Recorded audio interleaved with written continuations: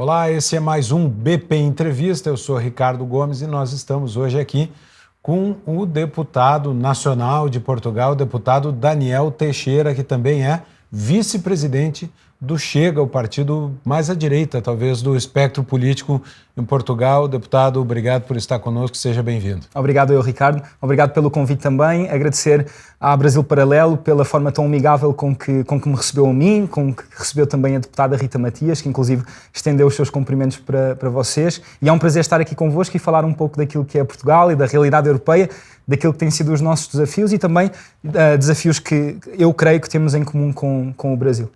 E nós temos acompanhado alguns desses desafios, né?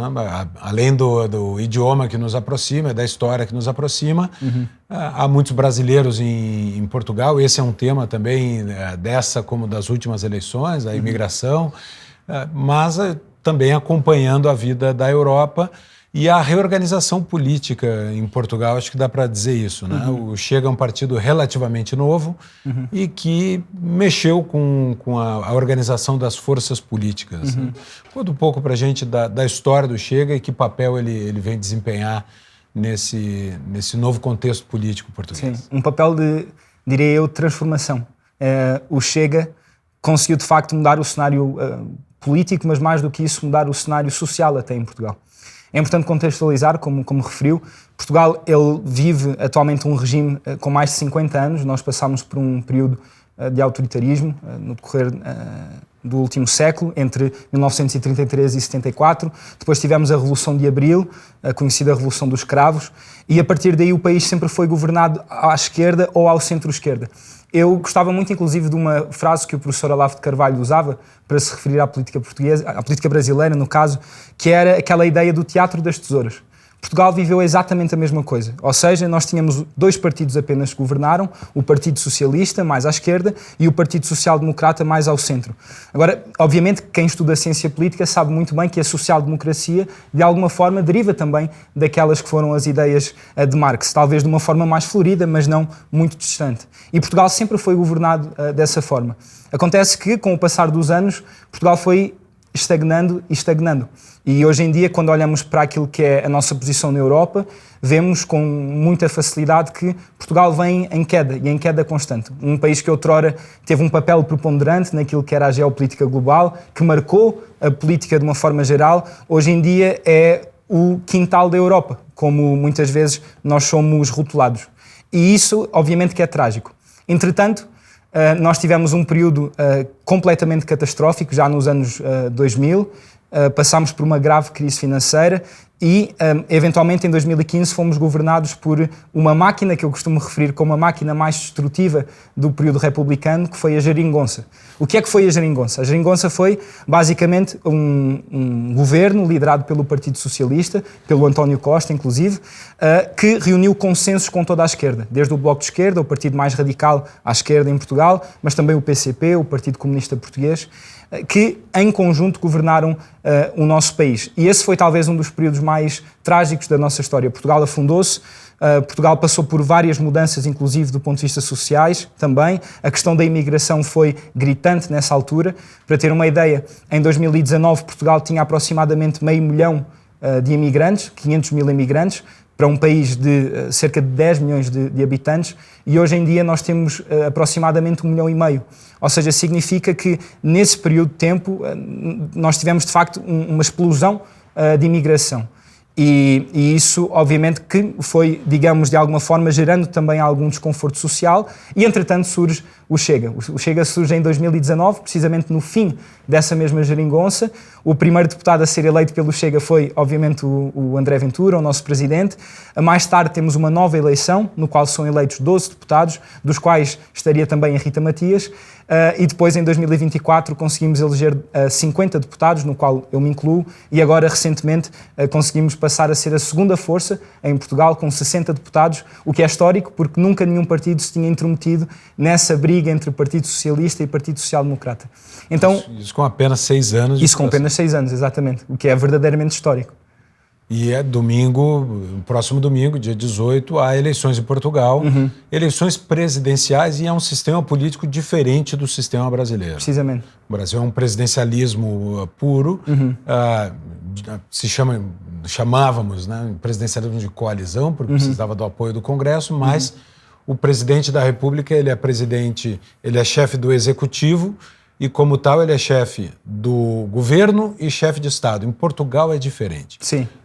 Vocês elegem um primeiro-ministro e um presidente da República. Explica um pouco para nós a diferença e a importância dessa eleição, que é de presidente da República, que acontece no domingo. Então, na verdade, nós temos um sistema semipresidencialista e é um sistema relativamente diferente do vosso, como há pouco mencionou. A nossa figura do Presidente da República, na prática, ela não tem tanto poder como tem, e mencionou há pouco, o Presidente da República brasileiro, no caso. Mas importa de notar, de facto, alguns pontos. Em primeiro lugar, não é propriamente... ou seja, a eleição legislativa, ela não elege diretamente o Primeiro-Ministro. O que ela elege são os deputados à Assembleia da República, no caso os 230 que nós temos, e posteriormente o partido mais votado é convocado ou, digamos, convidado a formar governo. O que significa algo muito importante, que inclusive está relacionado com a candidatura de André Ventura para as presidenciais, que é o seguinte: numas eleições legislativas, atualmente, nos moldes atuais, não significa necessariamente que quem ganha, governa. Nós tivemos, inclusive, recentemente um caso, que foi o caso do Pedro Passos Coelho, que venceu as eleições, um candidato do PSD, mas que não tinha maioria parlamentar, e daí surgiu então a geringonça, como há pouco eu falei, ou seja, a esquerda reuniu-se e acabou por derrubar o governo precoce ainda de Pedro Passos Coelho, apresentou-se como uma alternativa de governo e começou de facto a governar. Isso, inclusive, acontece pela Europa fora. Quando nós olhamos para aquilo que aconteceu na Holanda, por exemplo, recentemente também com a eleição de Geert Wilders, nós rapidamente percebemos que as maiorias na Europa, elas estão-se a tornar cada vez mais escassas. É um fenómeno raro, vencer com maioria. Isso significa o quê? Isso significa que, de facto, para conseguir uma transformação profunda, são necessários acórdãos, são necessários, de alguma forma, pautas e temas que possam haver alguma convergência. E o Chega, nesse aspecto, foi preponderante. Apesar de nunca termos governado, o Chega tem sido, de facto, o partido mais vocal e aquele que mais influência tem exercido. Por exemplo, no tema da imigração. Recentemente nós passámos por algumas alterações legislativas e no próprio quadro legal, no que toca a essa matéria, e isso aconteceu porque o Chega trouxe esse tema. A questão da corrupção também. Nunca se falou sobre a corrupção e sobre o combate à corrupção em Portugal. O Chega foi vocal e André Ventura tem sido o maior expoente desse mesmo combate. Agora nós temos as eleições presidenciais e André Ventura é o candidato da direita às presidenciais. E, de facto, há muitas pessoas que se questionam o porquê dessa candidatura. Se ele, de facto, sempre se candidatou às legislativas, sempre disse que queria ser primeiro-ministro, porquê agora candidatar-se à presidência da República? Por uma razão muito simples. O cargo da presidência da República, ele é um magistrado de influência.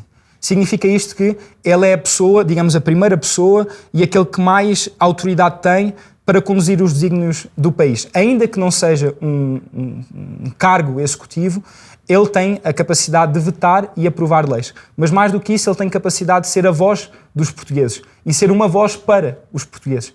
E, portanto, nessa ótica, o nosso Presidente entendeu que esta eleição era fundamental, porque é impossível transformar um país e é impossível transformar uma nação se nós não conseguirmos, de facto, comunicar ao coração dessa mesma nação. E é disso que se trata. A candidatura do André, ele tem referido várias vezes, tem um intuito, que é transformar Portugal. E na nossa ótica, esta é a via para o fazer neste momento. E não é exatamente uma candidatura para chefiar o governo, mas para ser presidente da República, que é como uma espécie de um primeiro magistrado do país. É, exatamente. Uma figura que está, em tese, acima da luta partidária do dia a dia dentro do parlamento. Precisamente. E essa eleição acontece domingo e tem um cenário de uma disputa muito parelha pelas pesquisas.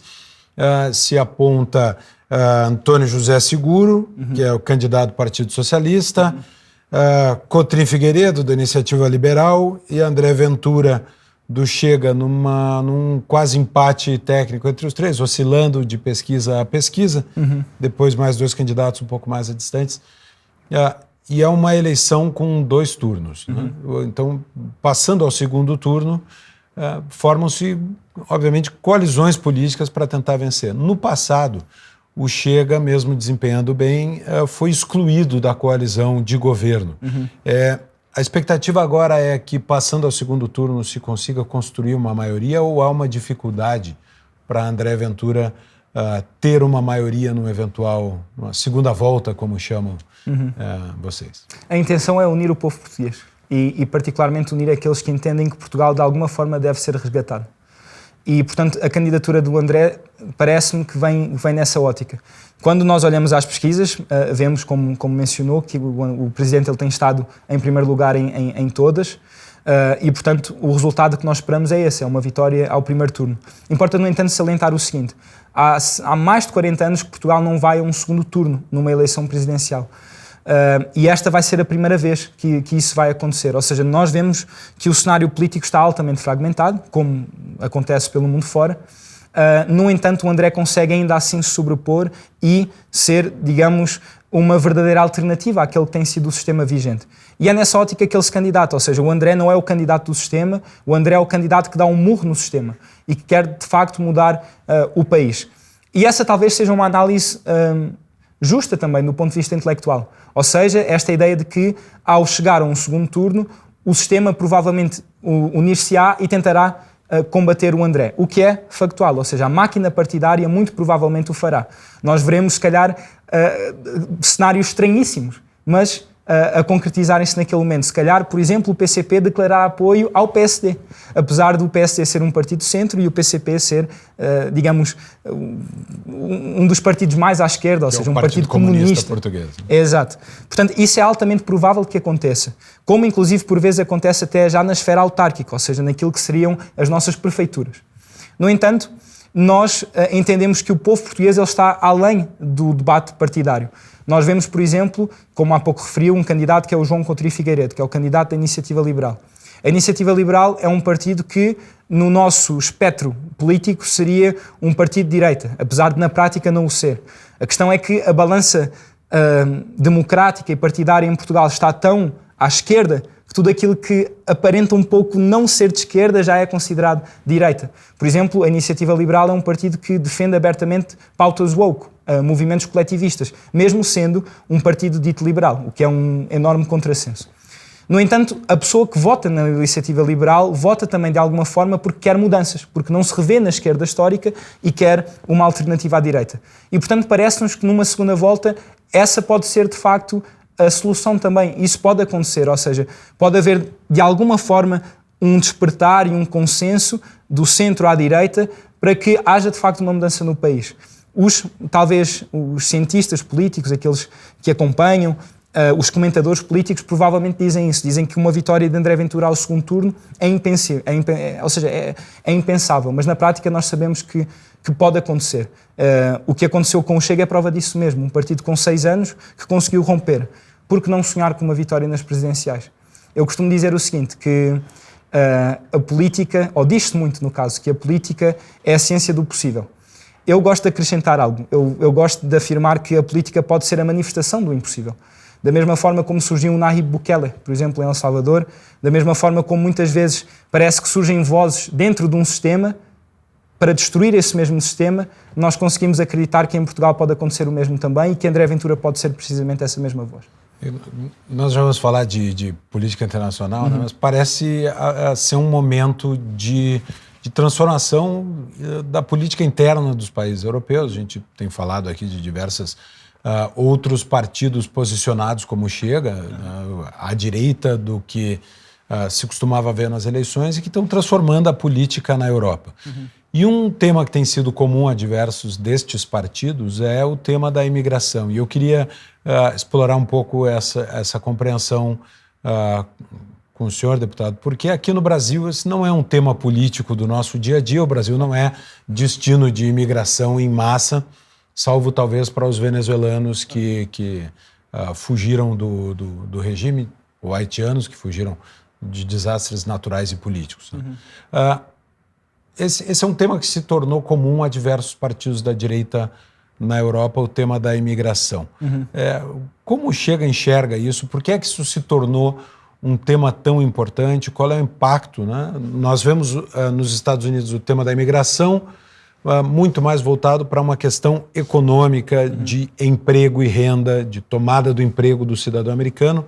Na Europa pode ser um pouco disso, mas também há uma invasão islâmica acontecendo. Queria a sua opinião e a posição do Chega com relação a esse assunto. Exato, é um processo com um impacto civilizacional gigantesco. Eu referi há pouco, por exemplo, o caso português. Ou seja, quando nós olhamos aos dados, em 2019 nós tínhamos aproximadamente 500 mil. Em 6 anos nós vimos um incremento de 1 milhão. Hoje em dia nós temos 1,5 milhão. Há um exemplo que eu costumo dar, que foi, no caso, um programa que foi criado à época pelo governo socialista, que é o Projeto Regressar. O Projeto Regressar, como o próprio nome indica, era um programa que pretendia resgatar os imigrantes portugueses, ou seja, os nossos nativos que haviam saído para outros países, para o nosso próprio país, através de isenções fiscais, através de incentivos, no caso. E o que aconteceu foi o seguinte: entre 2019 e 2025, esse programa, e os dados são facilmente comprováveis, conseguiram apenas resgatar aproximadamente 36 mil pessoas. Ou seja, um programa conseguiu apenas trazer 36 mil, enquanto ao mesmo tempo nós vimos mais de 1 milhão de imigrantes a entrar no nosso país. Isso significa algo bastante claro. Significa que, em primeiro lugar, as políticas públicas não estão direcionadas para os nativos, mas sim para aqueles que vêm de fora. Importa dizer o seguinte também: muitas vezes não só o Chega, mas também os vários partidos da nossa família europeia, da nossa família conservadora, tendem a ser criticados e tendem a ser rotulados como, de alguma forma, inimigos de outros povos ou inimigos à imigração de uma certa forma. Acusados de xenófobos. Exato. É a palavra mais fácil de ser lançada. Precisamente. E a verdade não é essa de toda, ou seja, eu vou falar do nosso caso, mas Portugal sempre teve historicamente um contacto profundo com outras nações. Esta nossa própria conversa é prova disso mesmo. Ou seja, Portugal sempre teve esse contacto e sempre soubemos receber muito bem. Acontece que, como qualquer economista consegue concluir, e qualquer pessoa também, os recursos são limitados. E numa nação com 10 milhões de habitantes, e dado a nossa própria dimensão, nós não conseguimos receber a toda a gente. Nós temos que, de alguma forma, saber acolher, e para saber acolher, temos que saber direcionar quem chega ao nosso próprio país. Em Portugal isso não aconteceu. Em Portugal, essa imigração começou a chegar em massa, ela começou a adentrar no nosso país, muitas vezes sem condições, inclusive. Nós temos, por exemplo, à semelhança do Brasil, um sistema público de saúde. Nós temos o SNS, vocês têm o SUS, no caso. Hoje em dia, o SNS não consegue dar resposta nem ao estrangeiro, nem ao próprio nativo. E isso acaba por se manifestar em outras áreas, na área da habitação, por exemplo. Portugal, hoje em dia, é um dos países com o maior custo de habitação. Portugal é também um país de salários baixos. Hoje em dia, o nosso salário mínimo é 920 euros. Se nós quisermos viver em Lisboa e arrendar um apartamento em Lisboa, nós não conseguimos fazê-lo com esse valor. É impossível. A questão do trabalho é a mesma coisa. Ou seja, muitos dos nossos nativos saem do país e emigram para outros países, como o caso da Alemanha, o caso da Holanda, por exemplo, não necessariamente porque queiram abandonar o país, não necessariamente porque não se revêem em Portugal, mas porque não encontram salários que sejam dignos ou condignos da sua própria formação. Nós costumamos dizer, inclusive, que Portugal, esta última geração portuguesa, é a geração mais bem preparada. Nós nunca tivemos tantos doutores, nós nunca tivemos tantas pessoas com mestrados, com licenciaturas, mas também nunca tivemos tantas pessoas tão frustradas por não conseguirem encontrar um trabalho nas suas áreas de formação. E é aí que a Europa falhou. A mensagem da Europa foi a seguinte: venham, podem vir e terão tudo. E a verdade é que isso não acontece. E quem acaba por ser prejudicado é, em primeiro lugar, o nativo, mas também o próprio imigrante. Nós vemos, por exemplo, fenómenos de tráfico humano cada vez mais documentados, e isso é trágico. E, portanto, esta ideia de que a esquerda muitas vezes afirma de que é necessário receber e que receber é uma demonstração de humanidade, não é de todo verdadeira. Nós temos que saber receber bem. E se não o fizermos, a única coisa que nós estamos a fomentar é a tragédia. E não deve ser essa a forma de fazer política. O economista vencedor do Nobel, Milton Friedman, dizia que os sistemas de welfare state, né, em que o Estado provê saúde, educação, moradia, bem-estar social, são incompatíveis com o sistema de fronteiras abertas, justamente porque essas migrações produziriam isso. Claro. Também um desafio de orçamento para o Estado português, a manutenção dos benefícios sociais para os imigrantes que chegam? Totalmente. Mas até por um outro conjunto de circunstâncias. A questão da natalidade, por exemplo. Portugal hoje em dia é, se eu não me engano, o segundo país mais envelhecido da Europa. Apenas perdemos para a Itália, creio eu. E a nossa taxa de natalidade é muito baixa também. Em média, uma mulher portuguesa tem 1,2 filhos, no caso. O que significa que nós não conseguimos sequer garantir a próxima geração. Ao mesmo tempo, a mensagem que nós estamos a dar, como há pouco referi, é de que nós devemos receber outros de fora. Enquanto os nossos não conseguem sequer encontrar, eu nem diria a própria mão do Estado, mas pelo menos ver o Estado a retirar o seu peso das suas próprias vidas. Eu sou defensor, de facto, de economias mais liberais e entendo que muitas vezes, quanto menos o Estado intervir, melhor. O Estado tem que intervir em algumas áreas, é óbvio, na área da segurança, mas quanto mais ele intervém, muitas vezes ele mais oprime. E isso vê-se também na nossa própria política fiscal. Hoje em dia, para um português constituir família, é um autêntico sacrifício. Eu costumo, inclusive, várias vezes afirmar que eu hoje represento uma minoria. Eu sou um pai, sou um cristão, sou casado, tenho um filho, e isso é raro em Portugal. E não deveria ser assim. Se nós recuarmos 2 gerações, por exemplo, para a geração dos meus avós, nós rapidamente percebemos que, à época, as taxas de natalidade eram muito maiores, talvez haviam outros desafios, de facto, civilizacionais, outros desafios políticos até, mas era possível constituir família. E a família, como nós sabemos, é o primado de uma nação. É a base, é a célula primária de uma nação. Hoje em dia a política ela inverteu-se. A família não é mais o centro da ação política e ela inclusive é prejudicada pela própria ação política. E quando nós olhamos, por exemplo, para algumas nações pela Europa, como o caso da Polónia, por exemplo, o caso da Hungria também, nós percebemos que é possível recentrar a família na ação política e é possível colher bons frutos. Eu há pouco falava da questão fiscal, por exemplo, e eu sei que muitas vezes Portugal é criticado como um tutor daquela que hoje é a política fiscal no Brasil. Mas eu costumo dizer o seguinte, que de facto se compararmos ao período do Império, eu acho que vocês pioraram nessa matéria também. Portanto, não é necessariamente culpa nossa, talvez em parte sim, mas não na totalidade. Já faz mais de 200 anos que a culpa é dos brasileiros. Exato, exatamente. Mas a verdade é essa mesmo, ou seja, a família em si na Europa ela tem sido prejudicada. E isso não deve ser, de facto, o que deve acontecer. Eu costumo dizer, inclusive, que se nós queremos resgatar a Europa, e sei que vai ser um tema que vamos conversar daqui a pouco, nós devemos ter um conjunto de nações fortes, que cooperem entre si. E só é possível ter nações fortes se tivermos famílias fortes. E falando de Europa, entrando no assunto, o mundo parece estar se reconfigurando. Donald Trump, de um lado, reafirmando até uma política do século XIX, de América para os americanos, da época das independências dos países. A China afirmando a sua posição de potência global. A Rússia resgatando um imperialismo até soviético, ou até pré-soviético. E a Europa pode parecer até diminuída nesse processo. O Trump vem falando isso diretamente, o continente europeu enfraquecido. Quando eu gosto de comparar essa divisão de Trump, Xi Jinping e Putin com a conferência de Yalta, em que Roosevelt, Churchill e Stalin dividiram o mundo depois da Segunda Guerra. Mas estava Churchill, que era um europeu. Agora parece que a divisão do mundo acontece à revelia da Europa. Eu queria a tua análise sobre o papel da Europa no mundo hoje, o papel geopolítico, a perda de liderança e o quanto isso tem a ver com a União Europeia e com a ideia de enfraquecer as nações para fortalecer um aparato burocrático da União Europeia em vez de fortalecer a identidade nacional dos países. Nós costumamos dizer que os Estados Unidos criam, a China copia e a Europa regula. Essa, no fundo, tem sido a grande obra da União Europeia. Grande, entre aspas, ou seja, sem frutos visíveis. Quando nós, por exemplo, recordamos daquilo que tem sido a própria caminhada europeia, quando nós olhamos, por exemplo, para a década de 50, com a criação da CEE, nós percebemos que aquela que era a intenção inicial, com o passar do tempo, foi-se desvirtuando da realidade.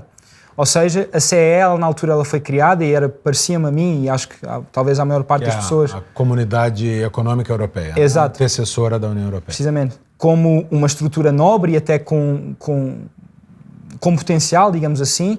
Ou seja, esta ideia de que era possível criar um mercado livre, tanto de pessoas como de ideias, por entre os vários países da Europa. No entanto, com o passar dos tempos e que também à medida que ela foi evoluindo, com tratados como Maastricht, Lisboa, Nice, Amsterdão, a configuração ela foi se alterando. E hoje em dia a União Europeia é um órgão, na minha opinião, distante da realidade, distante do povo e distante das próprias nações. Eu penso, por exemplo, no caso português. O caso português é gritante. Nós somos um país que geograficamente está à cauda da Europa, mas que com a criação desta estrutura atual está ainda mais afastado daquilo que era o centro político europeu, quando nós comparamos com a década de 50. Portugal, por exemplo, é um país que atualmente vive altamente dependente de fundos europeus. Nós não temos uma indústria primária forte, nós não temos uma indústria de agricultura, nós não temos um agro, por exemplo, como o Brasil tem. Nós não temos, inclusive, uma pecuária forte, como é um dado adquirido. Portugal tem uma extensão marítima enormíssima, gigantesca. Nós temos uma das maiores áreas marítimas.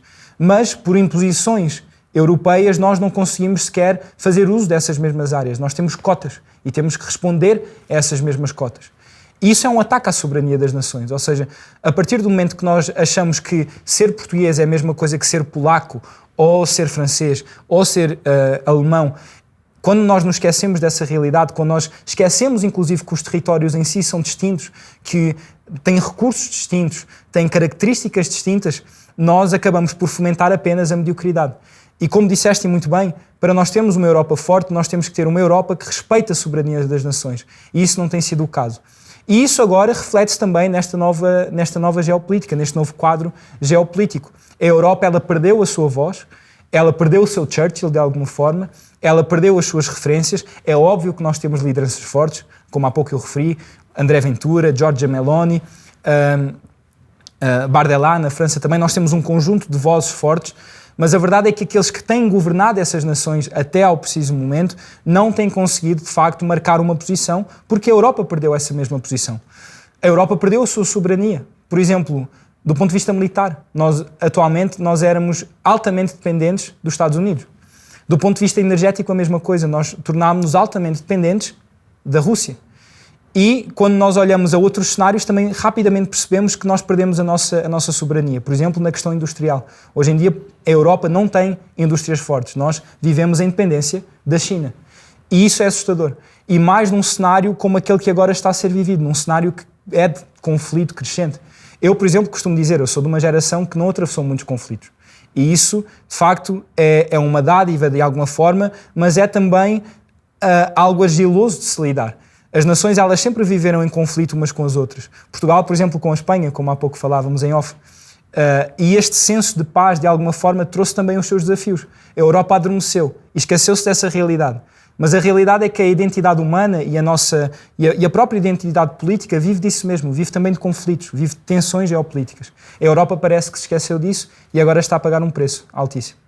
Isso começa a mudar, o surgimento dessa onda de partidos de direita é um fenômeno muito mais popular do que elitista, de certa forma, e resgata esse sentimento nacional também, e até que ponto a reação, o ataque a estes partidos sempre recorda dos excessos do nacionalismo. Já cometidos no passado. E eu queria a sua posição, sua visão sobre essa.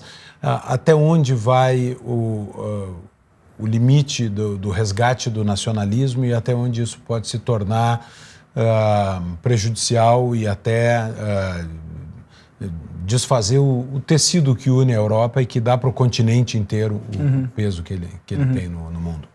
A Europa, de facto, o velho continente, ele tem bases semelhantes. Existe um tripé, no caso, que nos trouxe até onde estamos. Portugal é prova disso mesmo. Nós somos uma nação com 9 séculos de história, nós passámos o teste do tempo e se o conseguimos fazer é porque tínhamos algo de bom. E a nossa própria criação o prova e a nossa própria sobrevivência o comprova também. a Europa, ela de alguma forma, ela poderia ser essa rocha basilar, digamos, esse token, de alguma forma, essa luz para o mundo.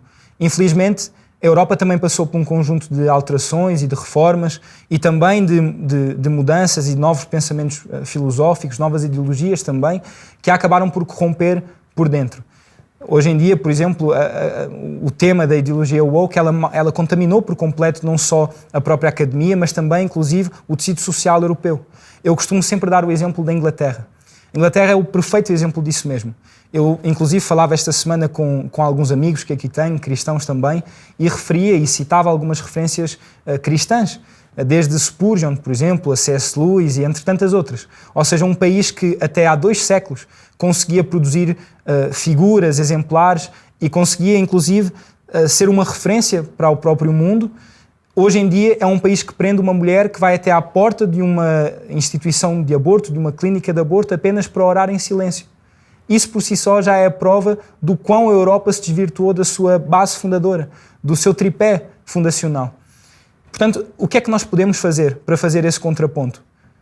Voltar ao indivíduo, mas mais do que voltar ao indivíduo, resgatar a família. Esse é o grande combate das nossas vidas, é resgatar a família. Porque é na família que o indivíduo tem valor. O indivíduo per si, esta ótica individualista que muitas vezes o liberalismo nos apresenta, por si só ela está fadada a ruir. Agora, quando nós olhamos para a família e a colocamos no centro, aí sim o indivíduo ele consegue florir, ele consegue encontrar valor, ele consegue de facto trilhar e consegue sobrepor inclusive àquilo que provavelmente era o seu plano inicial. Eu costumo dizer que a Europa, ela de facto ela está fadada a uma transformação. Eu não acredito na Europa como ela está. E a nossa direita, e respondendo à sua questão, a nossa direita também olha para a Europa dessa forma. Nós não queremos implodir com a Europa, nós não queremos, rebentar com a Europa. Nós acreditamos na União Europeia, nós acreditamos nesta visão europeia, ou seja, esta visão de cooperação, esta visão no qual a nação portuguesa pode colaborar com a nação espanhola e com a nação francesa. Mas cá está, com independência e com soberania. Só assim é possível ter um bloco forte. A direita tem sido vocal nesse sentido. Nós não somos favoráveis a um federalismo. Nós, por exemplo, ao contrário dos Estados Unidos, nós temos uma história de vários séculos. Dificilmente, por exemplo, os Estados Unidos seriam uma monarquia. Era algo impensável. Já as nações europeias conseguem se rever nesse mesmo modelo. E, portanto, a nossa ótica é essa. Ou seja, não é propriamente implodir com este conceito europeu, é apenas recentrá-lo naquilo que era a sua criação. Restaurar as autonomias, mas num ambiente de integração. Precisamente. E deputado, essa visão, é claro, ela acontece em diversos países. Eu queria dar mais uma pincelada na eleição de domingo, porque ela está chegando. E hoje o primeiro-ministro português é Luiz Montenegro, que é do PSD, do Partido Social Democrata. E chegando à presidência da República, se eventualmente chegar com o André Ventura, o quanto o André Ventura, como presidente, consegue, e é interessante que nós tenhamos falado tanto de uma pauta que está mais cultural do que econômica propriamente dita, porque a posição de presidência da República talvez diga mais com a identidade do país do que com a política econômica que vai ser aplicada no dia seguinte, que é do primeiro-ministro. O quanto a presidência pode influir no dia a dia da vida política em Portugal, tendo Luiz Montenegro como primeiro-ministro? É um cenário interessante, por uma razão muito simples. O Chega surge, de facto, como um partido antissistema e como uma voz que quer combater o sistema. E vai ser um cenário caricato caricato ou interessante, no caso, ver André Ventura, a voz que combate o sistema, de alguma forma a se sobrepor ao sistema em si e ver o sistema a ter que responder ao antissistema.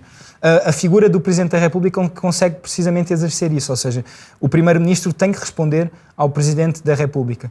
Ele é convocado, inclusive, para o fazer. E, portanto, será totalmente interessante ver essa dinâmica a surgir e a ganhar forma e a materializar-se de alguma forma. Agora, o que eu lhe posso dizer é o seguinte: quando nós pensamos naquilo que é o futuro político em Portugal, nós vemos claramente um fenómeno a acontecer. Nós vemos cada vez mais a população, e isso vê-se pela Europa também, a mudar e a direcionar-se para uma direita, ou seja, cada vez mais as pessoas não se revêem nas ideias marxistas e naquilo que tem vindo a ser a praxis, a prática comum. E, portanto, Isso revê-se também na própria prática governativa. Luís Montenegro é prova disso mesmo. Luís Montenegro surge e vence as eleições em 2024 com uma mensagem distinta desta mensagem atual. E na própria prática em si. Ou seja, o Partido Social Democrata foi um partido que governou desde 74. Como eu lhe disse há pouco, foi um partido que foi alternando com o Partido Socialista. Mas hoje em dia é um partido que entendeu que houve essa mudança, é um partido do centrão, entendeu que houve uma mudança cultural, entendeu que os desafios são diferentes também e entendeu que hoje havia um partido à direita, à verdadeira direita, um partido como o Chega, que de alguma forma o obrigou a seguir essas mesmas pautas. O Partido Social Democrata nunca falou de imigração, nunca falou de combate à corrupção. Hoje em dia, o Partido Social Democrata começa a falar sobre esses temas. Não porque sejam temas seus. Esses temas são dos portugueses. Mas porque também surgiu um partido, uma voz mais preponderante que conseguiu resgatar a necessidade de falar sobre esses mesmos temas e trazer ao debate político. Isso parece-me que é um fenómeno, inclusive, global. No Brasil não é diferente, ou seja, no Brasil, como o professor Olavo dizia e referia, havia de facto este fenómeno do teatro das tesouras. Esse fenómeno foi de alguma forma quebrado também, mas o combate ele continua. Nós vivemos em realidades distintas, isso é factual. A realidade portuguesa é diferente da realidade brasileira. Mas eu costumo sempre citar um professor, o professor José Hermano Saraiva, um historiador. Ele costumava dizer o seguinte, que nós nunca fomos muitos, referindo-se ao povo português. Nunca fomos muitos. Mas sempre que soubemos operar em conjunto, fomos os suficientes. E isso é algo que nos deve unir. A esquerda sempre foi unida, do ponto de vista global. O Foro de São Paulo é prova disso mesmo. A direita sempre teve alguma dificuldade em encontrar consensos, inclusive em encontrar caminhos comuns. Nós somos, de facto, nações diferentes, mas temos um elo que nos une. Eu acho sempre muito nobre quando nós olhamos para a história do Brasil, inclusive, e percebemos que o Brasil não surgiu do acaso, muito pelo contrário. Quando nós puxamos a cassete atrás, quando olhamos, por exemplo, para aquele que foi o período da Reconquista cristã na própria Península Ibérica, quando nós olhamos, por exemplo, para a Ordem dos Templários e naquilo que ela depois se veio a tornar com a Ordem de Cristo, quando olhamos, inclusive, para as próprias explorações marítimas, rapidamente percebemos que a missão portuguesa ela era nobre e ela tinha algo a mais. Não era apenas a procura por elementos, por pedras raras ou pelo pau-brasil, inclusive. Era algo mais nobre. Os portugueses achavam que lhes havia sido dada e confiada uma missão. E, portanto, esse elo ele permanece. E eu quero acreditar que a mesma mudança que está a acontecer em Portugal também acontecerá no Brasil. Eu sei que o cenário é diferente, eu sei que os desafios são diferentes. Nós não temos, por exemplo, um Supremo tão interventivo como aqueles que vocês têm aqui no Brasil. Mas nós temos um conjunto de outros desafios. Eu sempre me lembro de Dom Pedro, e Dom Pedro é uma figura interessante, uma figura que no nosso país nem sempre é apreciada pela questão da independência, mas ele deixou um legado importantíssimo, quer nós queiramos, quer não, ou seja, foi uma figura preponderante. E o próprio hino brasileiro e as suas palavras são prova disso mesmo. Ele escreveu e bem, ele dizia: brava gente brasileira, longe vá temor servil, ou ficar a pátria livre, ou morrer pelo Brasil. Essa mensagem ela permanece, e não só apenas para o Brasil, ela permanece também para nós. Nós só poderemos ter uma nação forte quando ela for livre, e só poderemos ter uma nação livre quando de facto conseguirmos resgatar aquilo que é o seu primado, que é a família. E isso é de facto a nossa missão para os próximos tempos. Com essas palavras não resta mais do que primeiro convidar todos que ainda não assistiram a assistir a série aqui da Brasil Paralelo, Brasil, a Última Cruzada, que resgata a história fundacional do país, semeada por Portugal, bem lembrada pelo deputado, e agradecer ao deputado Daniel Teixeira por essa conversa, pelo seu tempo aqui, e muito obrigado por nos visitar aqui na Brasil Paralelo e compartilhar um pouco da visão e dos desafios de Portugal nessa eleição de domingo com a nossa audiência. Muito obrigado. Obrigado mais uma vez. Obrigado. Obrigado a todos e até a próxima.